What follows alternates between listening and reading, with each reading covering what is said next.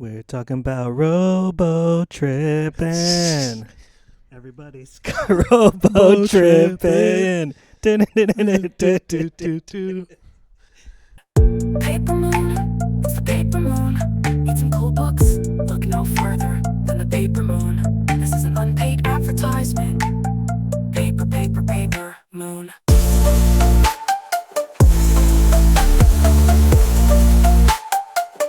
That's the end of the song. Get back in the fucking closet. You're not even gay. What's happening, everybody? My name is Joshua, I'm Eric. and this is Live from the Moon, where we chat with artists we love to find out why they're so cool. So, Eric, we're finessing an episode here right Yeah. before a rap show happening live at Paper Moon. So I thought we'd get together and we'd talk about local rap stuffs. Yeah. So you're actually a local rapper. Yes. Where sometimes. was your first local rap show at? The first place I performed, in one of the interviews with Finessing, can get into this a little bit, was at a spot outside of Mechanicville that I've always known as Mr. C's. But I can't fucking remember what they call it now. It's a shitty bar, and the promoter was a terrible, terrible scumbag. He paid me in weed, though, and the weed was pretty good, actually. So that was where I started, like, cutting that, and then later on in spots in Albany. But the first one I went to was at the Hollow, which I can't remember if they're a thing anymore or not. Oh, yeah. But it was the Hollow. I almost got kidnapped in the parking lot. Somebody like ran up to me and they were like, "You're my child." And I was like, "I don't think I am." And they were like, "You got to come with me." And I was like, I don't think I do. And then I had to finesse my way into the Hollow because you were supposed to get ID'd in, and I was like 13. So I just like handed them a credit card, and I was like, "Oh, that's where my ID is supposed to be." And they just let me in. They were like, I was like, I must have forgot it. Who was on that show? That was a Giant Gorilla Dog Thing show, and I cannot tell you who opened for them. I think it was them, L Sphinx, and maybe Mike Larson. Oh, yeah. Yeah. No, yeah, that's great. I don't know, 2010s. Yeah. That That's would've pretty much the been- 2010s upstate New York Capital District hip hop scene. Yeah. Do you think there's something that like makes Capital District hip hop different from any other kind of like niche small town locations? Yeah, it's the thing I talk about constantly. Troy and Albany are pretty central to the New York hardcore scene. So there's so much more crossover between that hardcore scene and hip hop in many other parts of the country. And it's something that's like pervasive. There's a local artist who, in a weird way, is a student of mine, Optimist, who, not an artistic student, an academic student of mine, who is from Schenectady. And I don't think she could tell you fuck all about the hardcore scene or anything like that. But she like grew up and was raised in Schenectady. And for those reasons, you can still kind of hear those influences in the work she's producing. So that to me has always kind of been the key to it. And then I think accessibility to the biggest metro area in America has done great and terrible things for the area in different spots. Do you remember tree shirts? Do you know I who rem- tree shirts are? I remember the name. They used to do like 420 parties in downtown Albany, and that was like one of my best hip hop show experiences.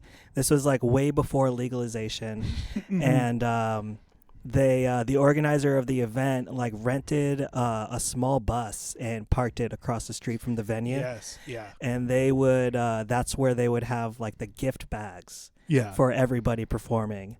So the gift bags would have just like some dime bags in there and a bunch of tree shirts stickers.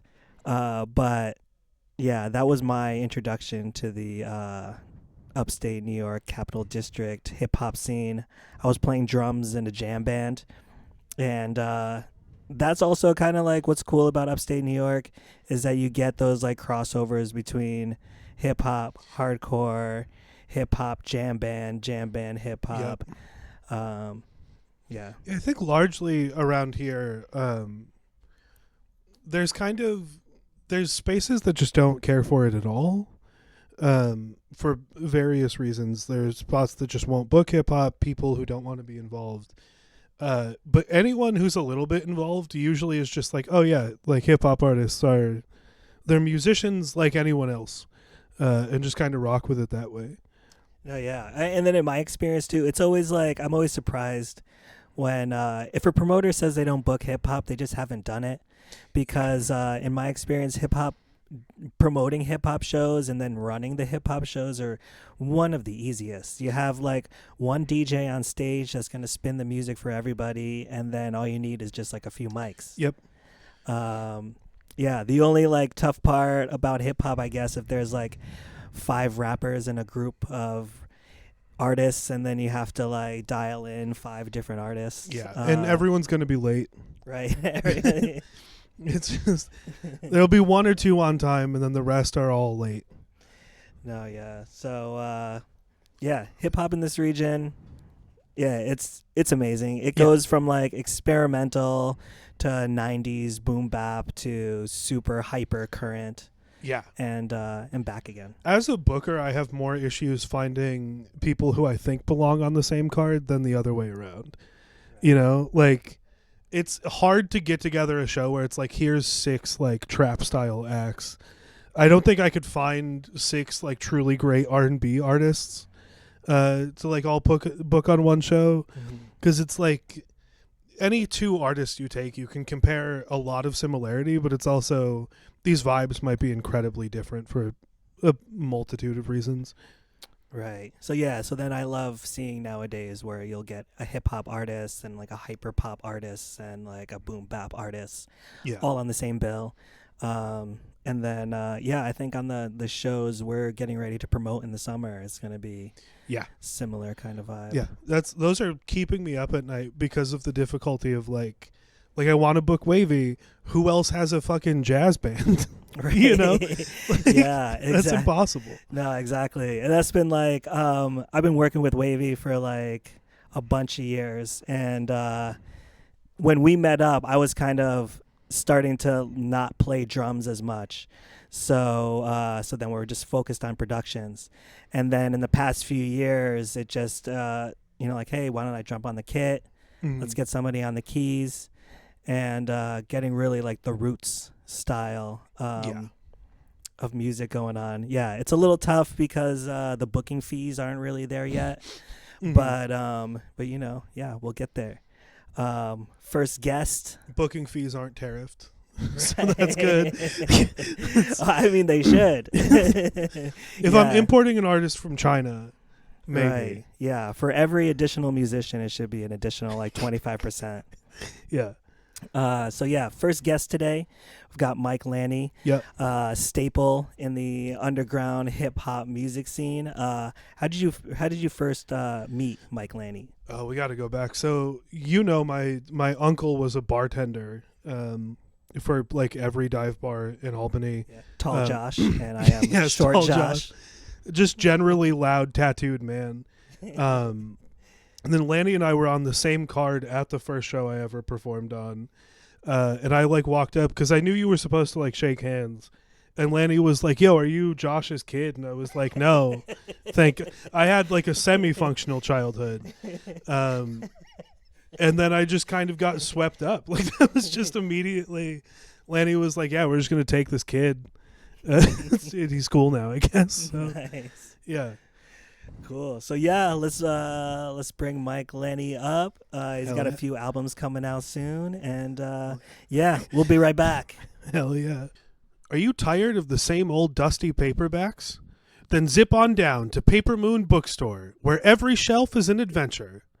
Located at 42 4th Street in downtown Troy, Paper Moon's got spine-tingling horror from Clash Books, globe-trotting tales from Archipelago, eye-popping art books from P.S. Hudson, and so much more. Are magazines your thing? They've got the latest from Vogue, Harper's Bazaar, Essence, Rolling Stone, Aperture, Paris Review, The Drift, and more, hot off the press. Don't settle for the ordinary. Step into the extraordinary at Paper Moon Bookstore. That's 42 4th Street, downtown Troy. See you there. I've never been a consistent side person. I see arguments on the internet about, like, are you a left dick or right dick person? And for me, it's just the vibe changes every time.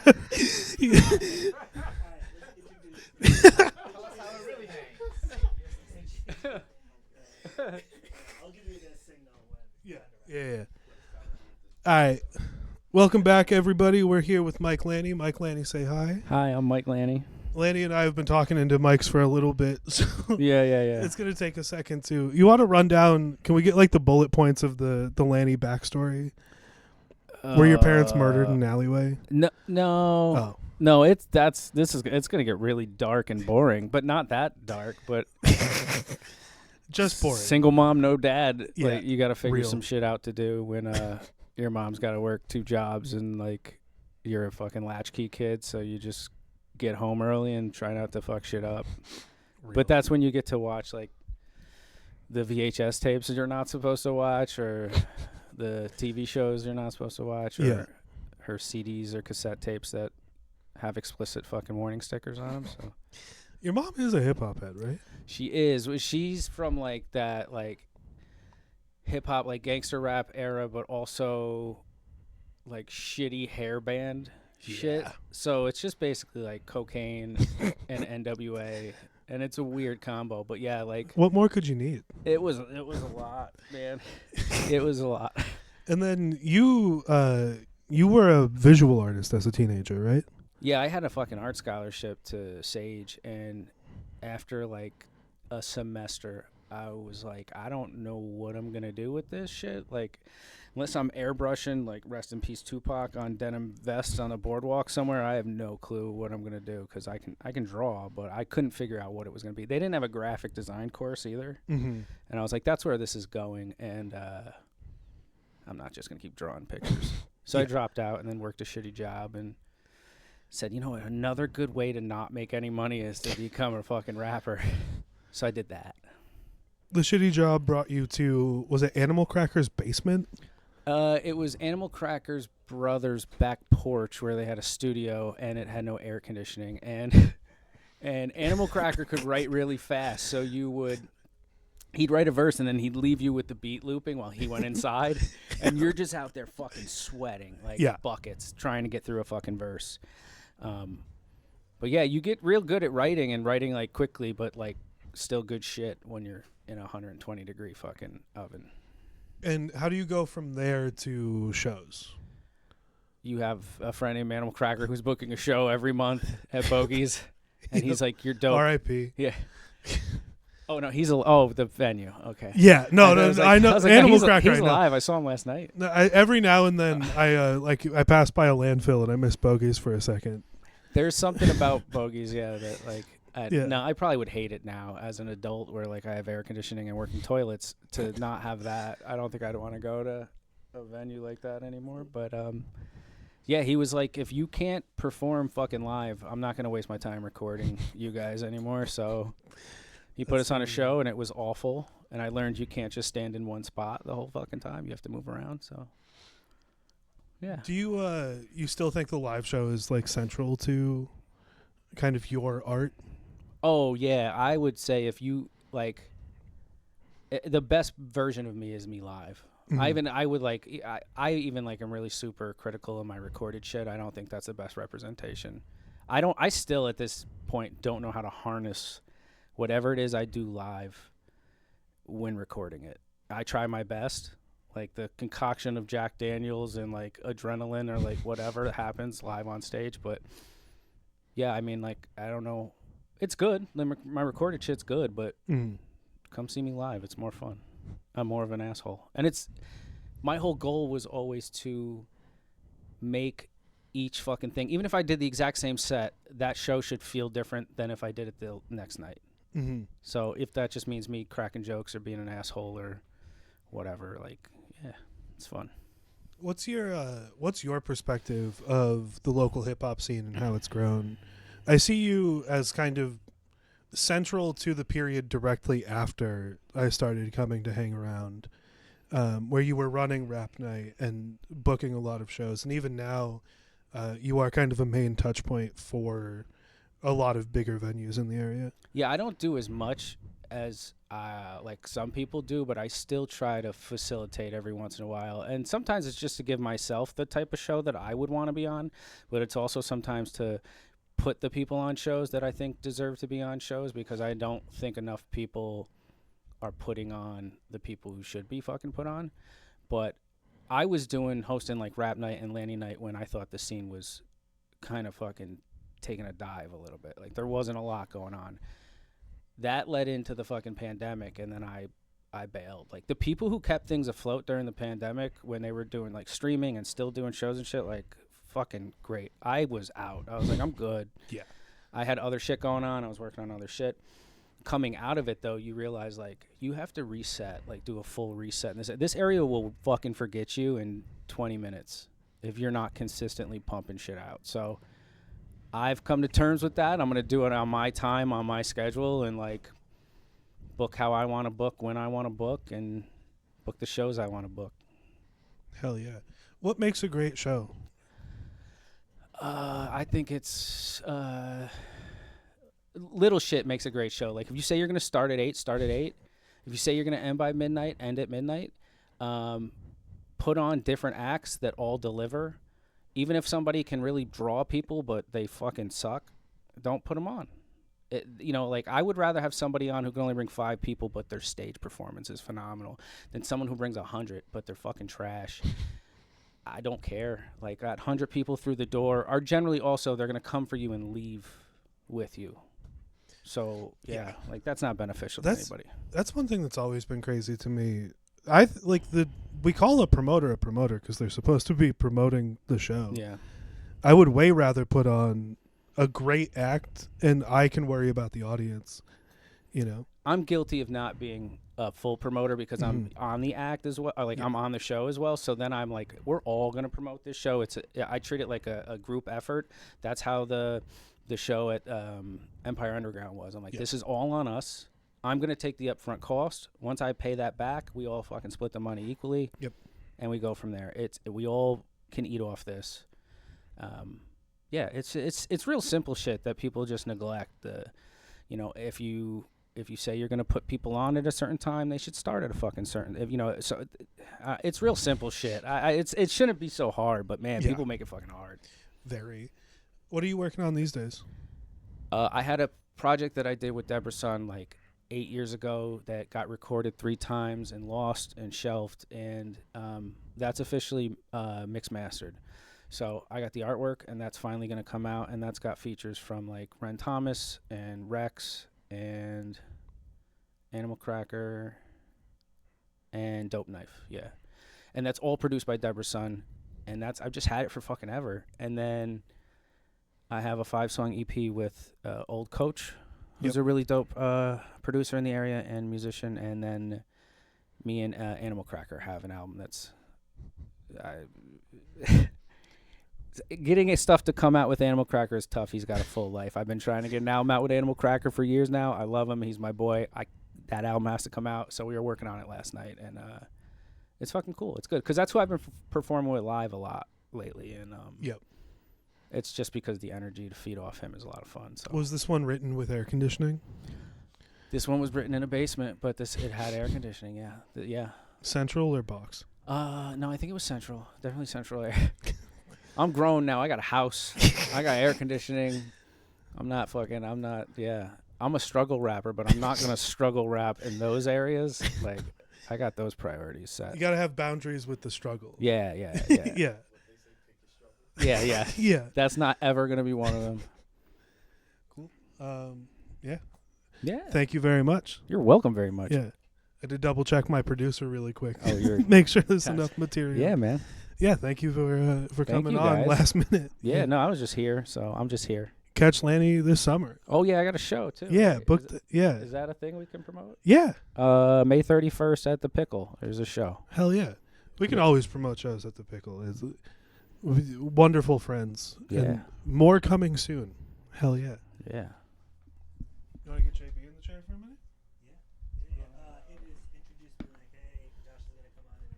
Oh yeah, I forgot that we do interstitials, and now Josh and JB are gonna sit in these chairs for a moment.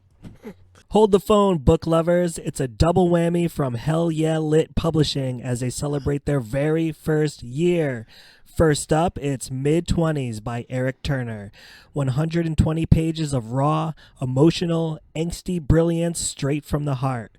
And don't miss Paper Moon Magazine Issue 4, a dazzling collection of poetry, prose, and art from over 20 local artists. Snag them both today at hellyeahlit.com. That's HELLYEAHLIT.com. And get your hands on some bold, fresh, and unforgettable.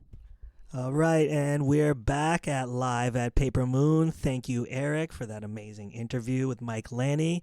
We switched it up. We've got JB, a.k.a. Dirty Moses, a.k.a. the most awarded hip-hop artist in Capital District history, just coming off another win at the Eddies Award. Congratulations, JB. Thank you. You Thank did it you, again. brother. Thank you. So yeah, how does it feel winning? Is this your second Eddie, first Eddie? This, Lord. Third? I now have 5 Eddies on my wall. 5 Eddies. Yes. How does it feel getting the recognition from the local music scene? Recognition feels great. I think there are a lot of very interesting and extremely talented artists in the Capital Region, specifically hip-hop, and we don't get enough recognition. I thought the competition this year was pretty stiff. I didn't even see how I was nominated, but I guess I did enough to be recognized last year, especially going on tours out of the country and in the country, and my nephew, and, you know, having fun releasing stuff. So I guess I should have been recognized for it, but it felt kind of weird, and I thought Ayala was going to win. She's an extremely talented individual, and she deserves all the kudos in her talent. No, definitely. And then, yeah, you were talking about the tours. You've been going on some recent tours with Shiloh and Monday. How have those events been going? They've been great. So Monday and Lou Buoy just released an album, and, you know, we're out supporting them and that. And Shiloh just released an album, and as you know, my album is pretty much done, and I'm about to drop it. I dropped 2 videos already. I have one more. We're shooting this Sunday down in Harlem. And, yeah, I'm just trying to have fun and keep pushing the culture and opening doors so other people can come behind me and us and do things that we as artists like myself and Lanny weren't able to do. No, definitely. That's cool. And then mentioning pushing the culture, I noticed in some of your recent videos the use of AI technology to make those videos extra funky and psychedelic. Do you want to talk about the use of AI in the videos? I think that is a technology that, if used creatively and wisely, can benefit us and the culture. But the problem is with AI, as we all know, people can steal voices and pay for MCs to be on their songs that are really not the real MC. So there can be a lot of shifty stuff happening using AI. But I think used correctly, it'll benefit the culture, and it's a good way to use. It's a good thing to use for marketing and promoting, because it can set you up to get very creative and gain a lot of listeners and people that are going to convert into sales. No, dope. I hear that. And you're primarily, you release singles, but you're primarily an album artist. Yes. How many albums have you put out already? Do you know off the top? 10. 10 albums. Yes. So, yeah, through those 10 albums, do you have any advice for any up-and-coming hip-hop artists about, like, releasing their first album? Do it. That's my advice. Do it. Don't hold back. Don't be afraid. Don't worry about what people think. Just do it. Just release it. Put the music out. If it's dope to you and it's dope to other people, more people will start listening and following you. And who knows, you might win an Eddie's Award one day. Yeah. One of my good friends, who was just in a chair here, said one time, winning an Eddie is like what? He said winning an Eddie is like getting a mail order bride from Cahoes or something weird like that. So I say to you, mail order brides, even in Cahoes, could be very worth it, you know. But you're definitely not getting an Eddie now. But you got to put out music. You got to stay active, and you know that's one of the main things I will say to anyone that's up and coming. Put the music out. Talk to people, network, talk to other artists, get as much information as you can, you know, and go to the shows, even if you're not performing. I pop up at shows, and, you know, I used to pop up at shows and be in the center of the freaking show, not performing, and I did that for years until I had the courage to get back out there because I had taken a six-year hiatus and wasn't making music because I had, you know, financial and family issues that needed more attention than me creating music. But now I'm on a roll, and I feel like I can't be stopped. No, that's dope. And then you're making a lot of your own beats for these albums? Yes. Cool. And Yes. so like from album Even the ones that sound like tin cans. Yeah, exactly. And then from album 1 to album 10, what's like the difference in your like production style? Are you using like different technology, or are you like still in like using kind of like the same techniques you were using on album 1? So in album 1, the technology was totally different. I'm not going to date myself and say how far back album 1 was, but I was using an Ensoniq Mirage sampler without the keys. So I had to find a MIDI controller at that time to trigger the samples. So it was a lot different than what I'm using now. Now I have access to live instruments. I can play a couple of live instruments, and I have family members and friends and a band and all of that. So I don't necessarily need to rely on creating music using samples, although that's part of the culture, and I love the art of flipping samples. Dope. So you're flipping samples. You're also playing out with the band. Let's talk a little bit about Victory Soul Orchestra. Yes. How has it been jamming out, playing Lark Fest and big stages with Victory Soul Orchestra? You know, this is another thing that I will tell other artists. If you have access to other musicians that play instruments, create a band. You know, even working with Wavy, you know, that gets us, having a band gets us in the door in places that we normally can't get if we're just bringing our sampler or we have a DJ. Even if the DJ is well known, it's kind of tough breaking down those barriers. So that's part of the reason why I do the things I do, and that's some of the reason why Lanny does some of the things he do. You know, we speak at colleges and elementary schools and middle schools and all these things, and some of it is not publicized, some of it is, but we do these things because we want the next generations to have it a lot easier than we had it. We were forced to play with rock and roll bands instead of just having a hip hop bill. Now we don't have to do that. We can create our own band, our own bills, and perform where we want. And it's getting much easier. All the venues are opening up to us. No, that's dope.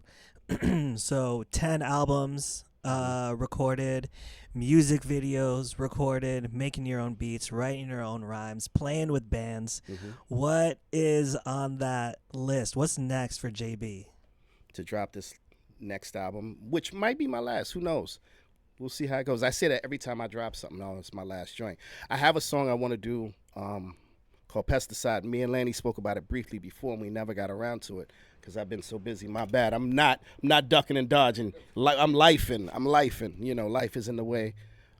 This year, my father-in-law passed. So, you know, a lot of things have been happening that have been keeping me from jumping out the window and doing the things I want to do, but I'm still moving forward with the release of this album. Nice. And what's the flavor of this album? What can people look forward to from this one? As always, with like the last 4 albums, there's a lot of information on them, but I'm trying to have fun too. So I'm gonna spoon feed you and mix the medicine with candy so it goes down easier. It's easy to digest, and hopefully you get something out of it, a jewel or two, and you can take back and share it with your friends and family. Dope. But I want you to have fun as you listen because it's a fun album. Yeah, JB, your music is just party music. You can't get around that. You just Not all of it. Not all of it. Not all of it. Party music and then music some for the things. ladies. That is true. That is true. I got a couple of songs on there for the ladies. Good. Yeah, I'm not draking and driving, but I got some songs on there for the ladies. Good, exactly. Young hip hop artists, don't forget about the ladies.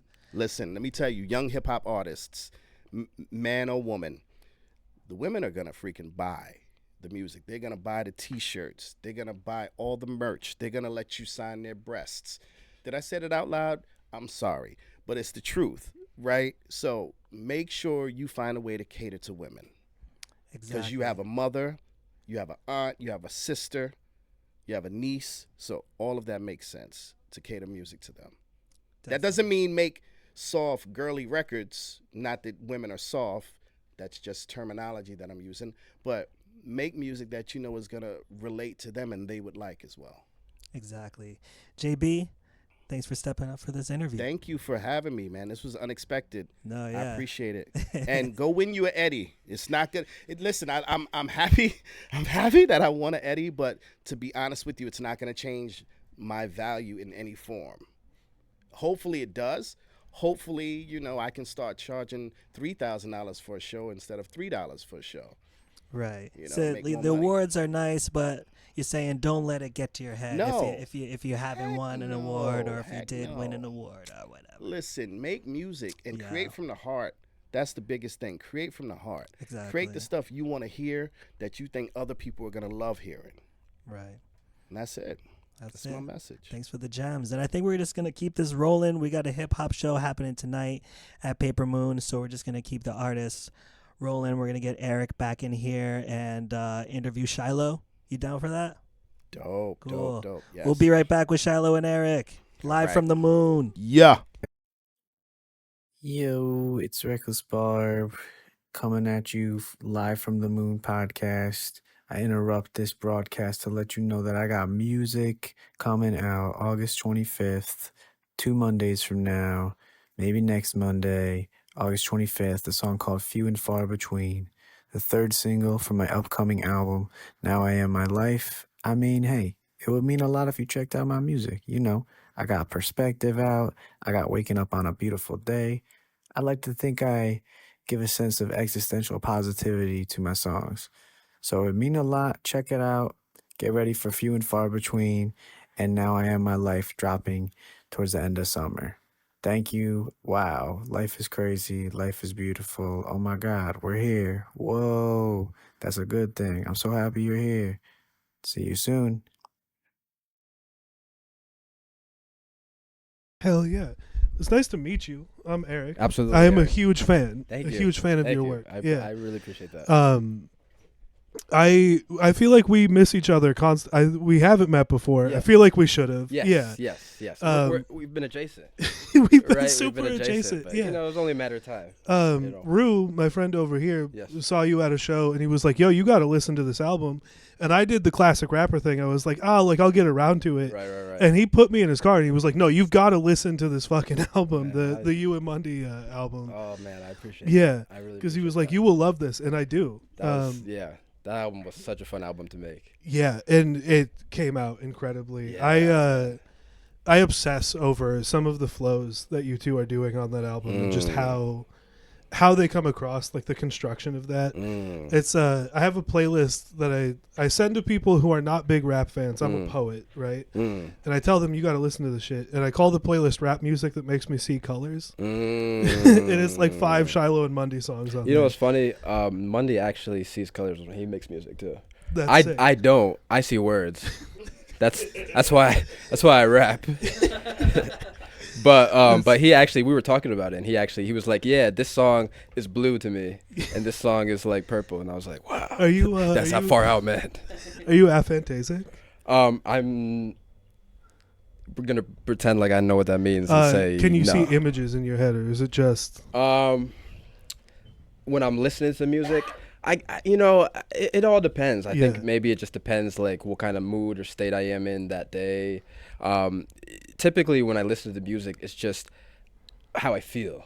Yeah. It's just a feeling. It's not even so much like thought necessarily. It's Yeah. just purely innate feeling, like from the soul. That's the best way I can describe it, because however I decide to approach a song, or however I decide to approach with a flow or with a topic, it's just whatever it made me feel, emotion wise. So I'm fascinated with like what people's mental imagery is like approaching any kind of art, because I always attribute 99% of my thoughts are words and sounds. Yeah. And I think it's why I obsess over rapping, Absolutely. because it's the most fun you can have with words. Absolutely.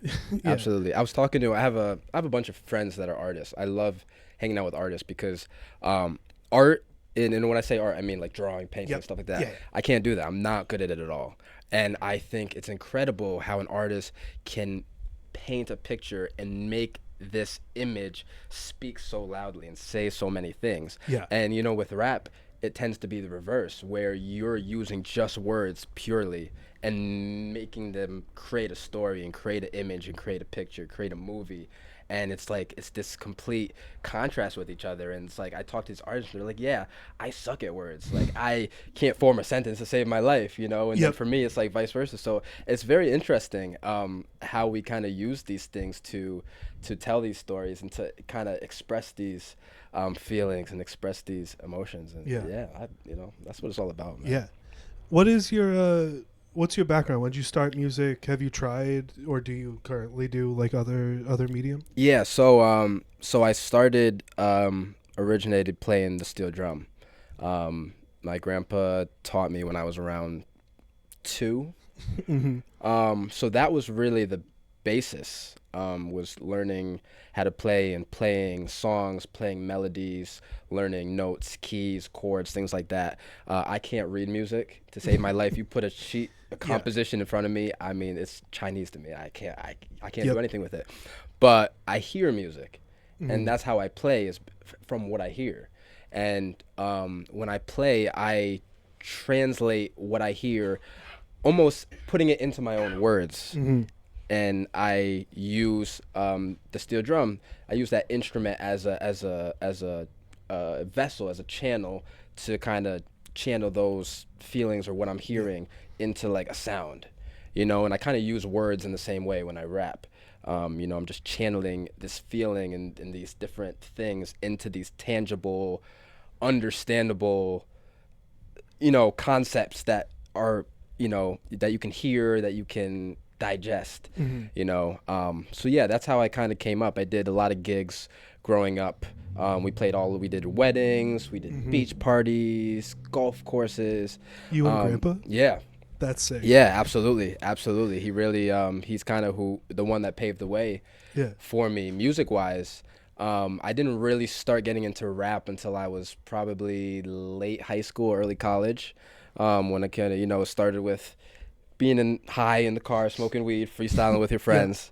And then, but I think the difference is, because everyone, people love to freestyle, people love to throw a beat on and just kind of, get some shit off. But I think the difference is actually doing it, and the repetition and the practice, and who actually sits down to master something. And that was the thing I wanted to master, and that I sat down and worked with every day, over and over and over and over again.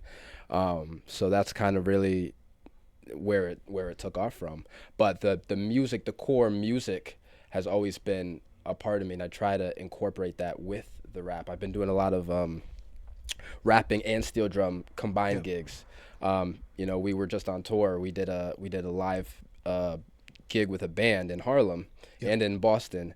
I had my steel drum. We had a drummer. We had a little buoy on the guitar. Monday was emceeing. We had a bass player. And to kind of hear the songs that you create come to life in that kind of way it's amazing. It's super gratifying, and it's just it's unreal. You went to college? I did a couple years in college. I ended up dropping out just for COVID and me too. Financial reasons, but yeah, I did 3 years up in University of Buffalo.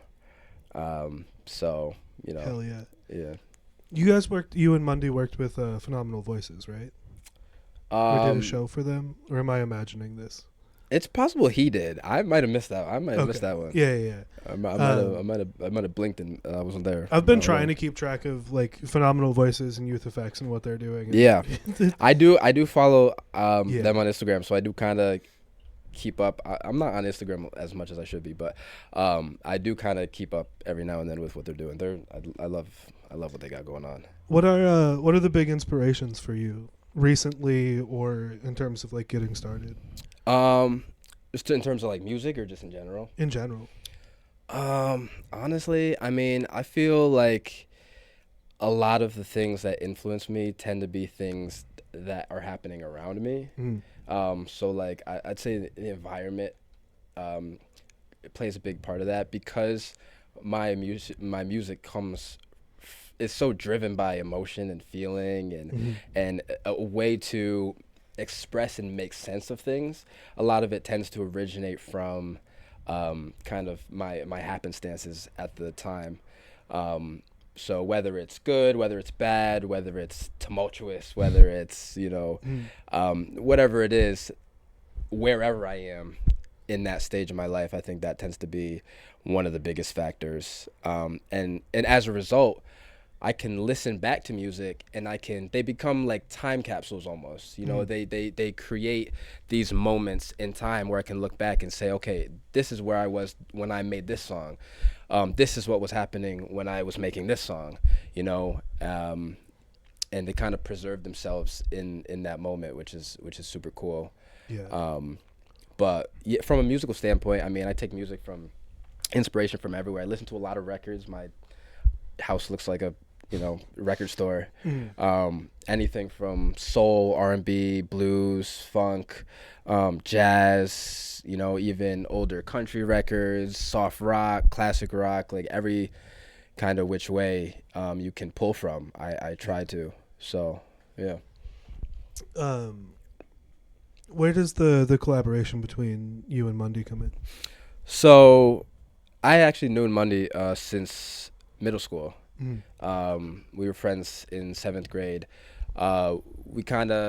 He moved to boarding school in Idaho, so we were kind of separate for a while. We linked back up maybe about 3 years ago. He was posting beats to a Snapchat story, and I kind of slid up on one. I was like, yo, this is fire.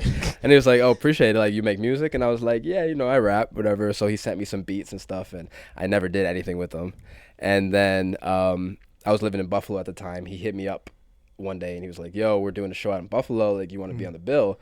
I was like, yeah, for sure. Like at this point I had no recorded music or anything, but I was rapping like every day. I was rapping. So I was like, yeah, like let's do it. We did that show out in Buffalo, and then it was kind of a wrap since then. I moved back to Saratoga. He was living in Saratoga at the time. We linked up, and yeah, that was kind of it since then. It sounds like the two of you both have a lot of like committed collaboration, both in your past and in your future. Absolutely. Can you talk to me about like we see hip hop is very collaborative, right? Absolutely. It's always like an artist and a DJ. Absolutely. But doing full albums together and stuff Yeah. like that, what's that process like? Where does it come from for you? I mean, it was as easy as breathing, honestly. Like it was as simple as me going over to his apartment and just being like, yo, you want to work on some music? And it was like, okay, like, we would just chop up samples. I'd make a beat, he'd make a beat, be like, oh, I'd start writing on it. He'd start writing on it. We might record something on it. That collab album we did, most of those songs were done over the course of like a couple years.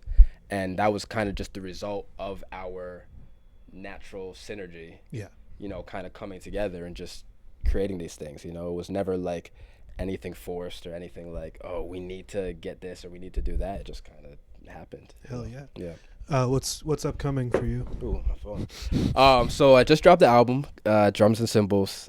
I got a lot of stuff planned down the waterworks, man. I got a lot of stuff. My biggest thing is I create music every day, but my biggest hindrance has been actually dropping it, because I tend to be a perfectionist, and I tend to I gotta get it just right before I can get it out and stuff like that. And so I'm really trying to just work on like, I got it, I'm just get it out. Yep.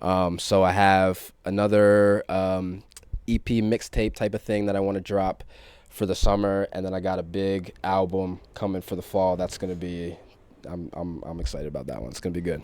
Hell yeah. Yeah. Thank you. I appreciate it. Appreciate your Yes, time, man. Thank you.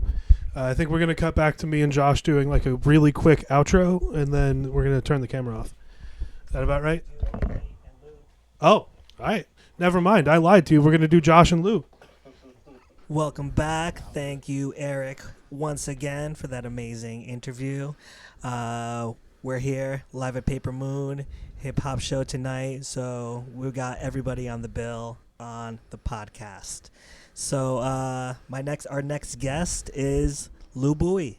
Lou Buoy, what's happening? How you doing today? Hey, I'm doing great, Josh. How are you? Nice. Are you hyped for the show tonight? I am very hyped. Yeah. Nice. I'm What excited. did you bring? What's on the playlist?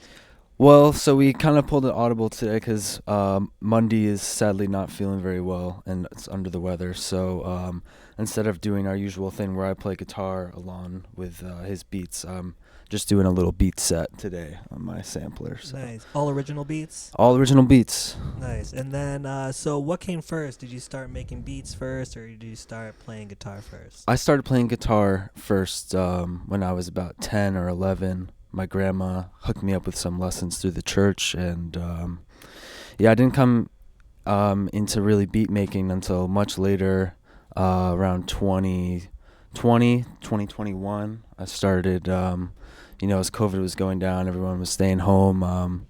I spent a lot of time just at my house figuring out how to make beats and try to, be a little bit more independent, I guess, with the music stuff. So. Dope. So then Yeah. from 10 to 21, were you playing in bands? Were you doing original music? Yeah, I was playing in a local rock band for a while.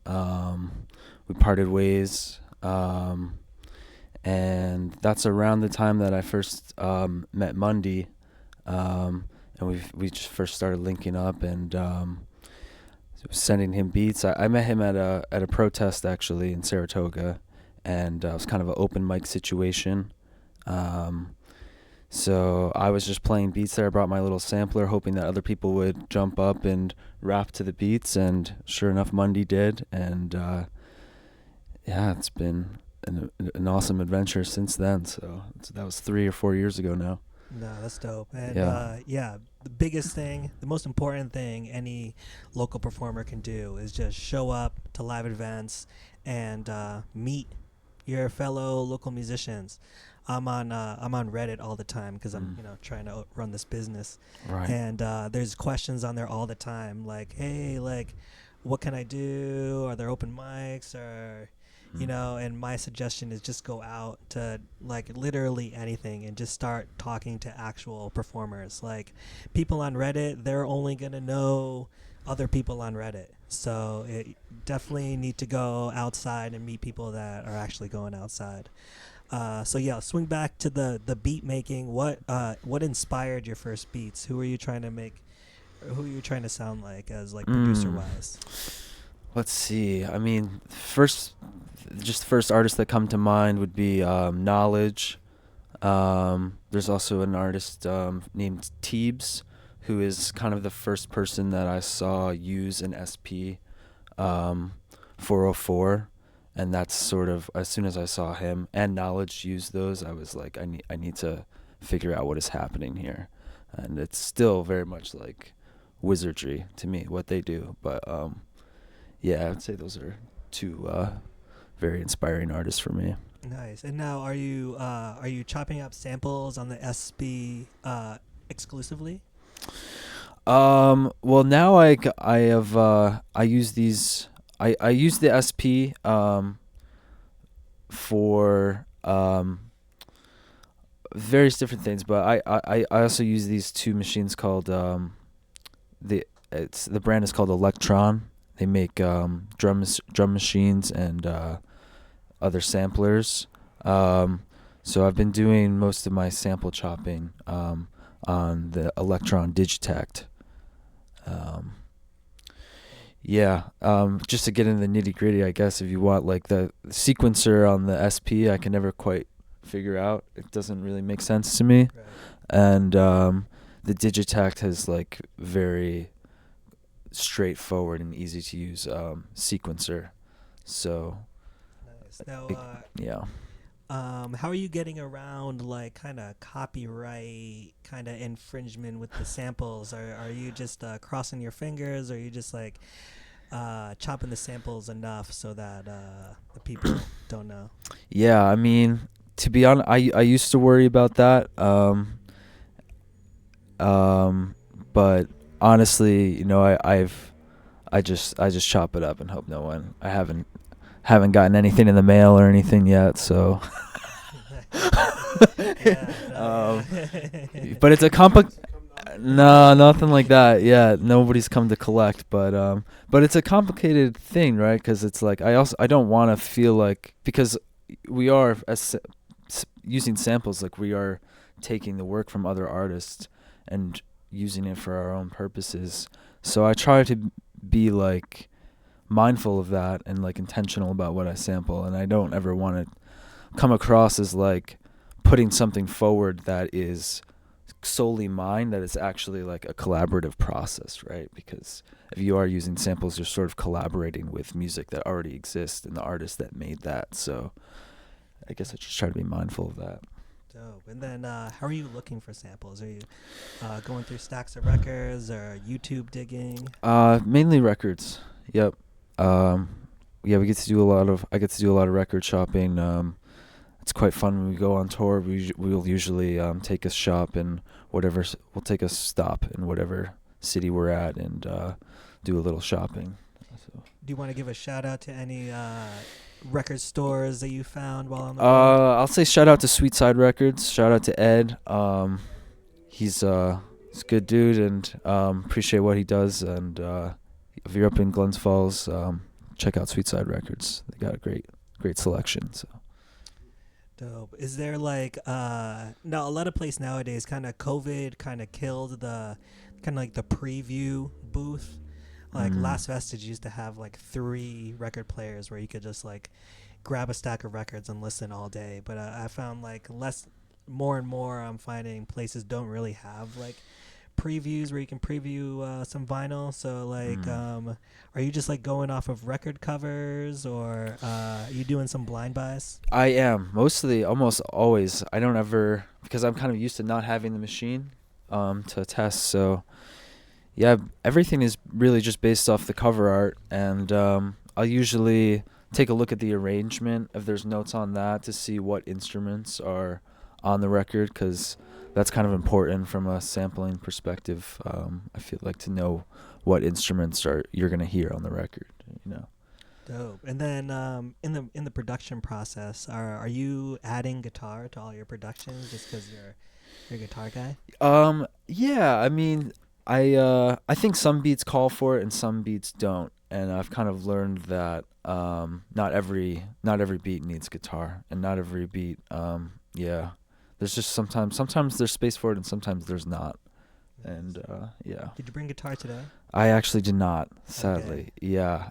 What's like your usual setup? Are you bringing like a Marshall stack with your with the guitar setup? Like when you're playing with Mundy, yeah. Like, is it just guitar, a few pedals into the PA? Yeah, exactly. Yep. I usually go direct in when we're using backing tracks or a sampler, because I find that it kind of blends better with the guitar if it's all coming from the same source, if it's all going direct in, as opposed to using like a separate amplifier. So yeah, go direct in. Yeah. You want to shout out any pedals you're using? Let's see. I have a Maris reverb pedal and a I think it's MXR delay. Oh, yeah. So that's really I try to keep the delay pedal. I try to keep the pedal board pretty sparse, really just reverb and delay. Dope. And how about any guitar shop? Are there any guitar shops you want to shout out? I use Parkway Music. They treat me well, and I've been going there for a long time. So shout out to Parkway. Dope. And then any advice you have for any producers? You've produced for a few hip hop albums in full, right? Yeah, me and Mundy have 2 full albums at this point, and a few other projects. So, yeah. I mean, my advice would just be as to producers is to, like you were saying, just go out and be collaborative, be open to collaboration, because that's ultimately the thing that is going to uplift you, is focusing on your relationships with other people. And yeah. Cool. And yeah, you got a lot of these collaborative albums out. Do you have any solo stuff that we can look forward to? I do. Well, I have 3 solo projects out. It's all just instrumental beats and guitar. And yeah, the next solo project, I'm not exactly sure. I kind of have a clean slate right now, and I'm sort of just thinking about what I want to do next in that realm. Dope. Well, thanks so much. I'm hyped to hear the beat set. And yeah, everybody out there, thanks for listening. This was live at Paper Moon. Thank you, Eric. Thank you, JB. Thank you, Shiloh. Thank you, Mike Lanny, for coming through. Big shout out, Justin, aka Reckless Barb, for filming behind the scenes. Yeah, we'll see you. We'll see you next week at Live on the Moon. Peace. Thank you, Josh. That was dope. I wasn't even supposed to be here.